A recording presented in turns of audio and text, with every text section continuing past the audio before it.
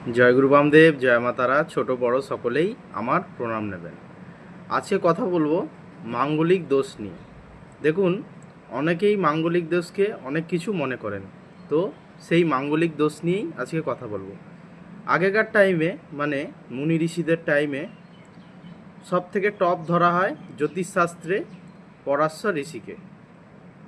তার কোনো গ্রন্থে বা কোনো বইয়ে উল্লেখ করা নেই যে মাঙ্গলিক দোষ এই হয় বা মাঙ্গলিক বলে কিছু হয়।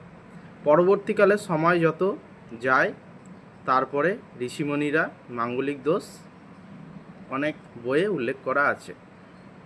তো সেই আজকে বলবো যে লগ্ন ছকে কোন কোন জায়গায় মঙ্গল প্রভাবশালীভাবে বা খারাপভাবে বসে থাকলে মাঙ্গলিক বলে ধরা হয়।